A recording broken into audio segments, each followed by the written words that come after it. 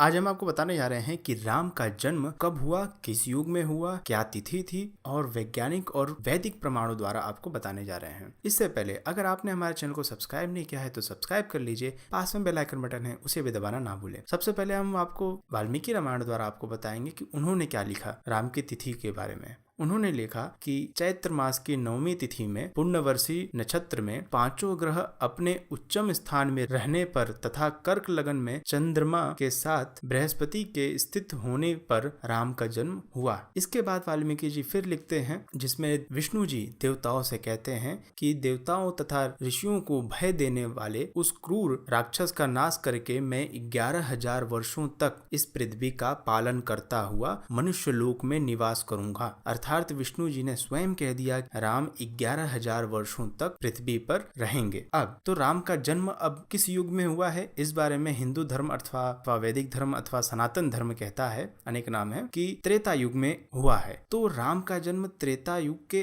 अंत में हुआ है। यह राम का जन्म युगा अवतार कहलाता है, तो यह त्रेता युग के अंत में हुआ है। इसलिए त्रेता युग का जो अंत का समय है 11,000, उतना समय राम रहे। जैसे ही राम गए उसके बाद द्वापर युग शुरू हुआ। इसलिए त्रेता युग में जो 11,000 साल रहे राम, वो मिलाया जाए द्वापर युग के साथ। द्वापर युग का कुल समय होता है 8,64,000 साल। और जब द्वापर युग खत्म हुआ तब कलयुग शुरू हुआ। तो कलयुग से अब तक अर्थात द्वापर युग के अंत से अब तक 5100 वर्ष बीत चुके हैं। तो इन सब को जोड़ें तो कुल हुआ 8,80,100 वर्ष। अतएव वेदों पुराणों के ज्ञान अनुसार राम का जन्म आज से लगभग 8,80,100 वर्ष पहले हुआ है। यह बात सत्य है, इसी को हमें मानना चाहिए। और कोई जो प्रमाण जो आजकल मिलता है वैज्ञानिकों के द्वारा, ये लोग जो है घपड़ सपड़ करते रहते हैं। अभी आज कुछ कहते हैं, कल कुछ कहेंगे, परसों कुछ कहेंगे। अतएव इन पर हम विश्वास नहीं कर सकते। जो हमारा वेद है, वेद के अनुसार जो समय बताया जा रहा है यह बिल्कुल सही है। अस्तु, अब वैज्ञानिक राम जन्म पर क्या कहते हैं इस बारे में भी बात कर लेते हैं। एक हुए हैं डॉक्टर पद्माकर विष्णु, मराठी शोधकर्ता है वो। उन्होंने कहा कि एक दृष्टि से वैदिक राम जन्म समय संभव है। उनका कहना यह है कि वाल्मीकि रामायण में एक स्थल पर वर्णित है विंध्याचल तथा हिमालय की ऊंचाई समान बताया है वाल्मीकि जी ने। डॉक्टर पद्माकर विष्णु जी ने कहा कि वर्तमान समय में विंध्याचल की ऊंचाई है 2,467 फीट और वर्तमान समय में हिमालय की भी ऊंचाई है 29,029 फीट। तथा उनको यह भी ज्ञात हुआ कि विंध्याचल की ऊंचाई बढ़ती नहीं है, जबकि वैज्ञानिकों की मान्यता अनुसार हिमालय की ऊंचाई हर 100 वर्ष में 3 फीट बढ़ती है। फिर उन्हें पता चला कि जो हिमालय की ऊंचाई वर्तमान समय में है और विंध्याचल की ऊंचाई है, इनमें जब उन्होंने अंतर निकाला तो मिला उनको 26,562 फीट। अतः जब उन्होंने शोध किया तो पता चला कि 26,562 फीट हिमालय को बढ़ने में करीबन 8,85,400 वर्ष लगे होंगे।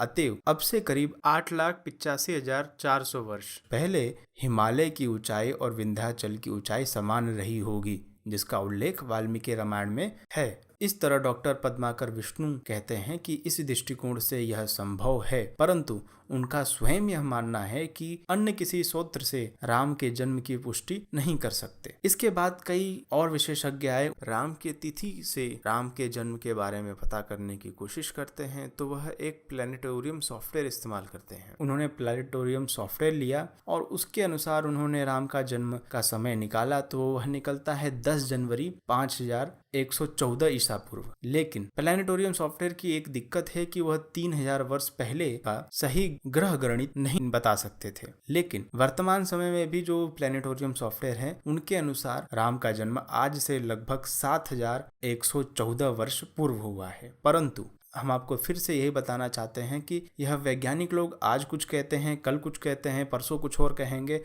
अतएव इनके शब्दों पर विश्वास करना उतना उचित नहीं होगा। हमारे जो वेद कहते हैं कि 8,80,000 वर्ष पहले राम का जन्म हुआ है, वह गणना सही है। हमने राम सेतु वाले एक वीडियो में बताया है कि 8 लाख साल पहले भी मनुष्य रहते थे और यह खुद वैज्ञानिक लोग ही कह रहे हैं। डिस्क्रिप्शन में लिंक है और एंड स्क्रीन पर भी आपको वीडियो मिल जाएगा। राम सेतु का वीडियो है, उस वीडियो के अंत में हमने इस बात को बताया है। आप उस वीडियो को अवश्य देखिएगा। आपको अगर ये वीडियो पसंद आया हो तो लाइक कीजिए, शेयर कीजिए। कोई प्रश्न रह गया हो तो कमेंट कीजिए।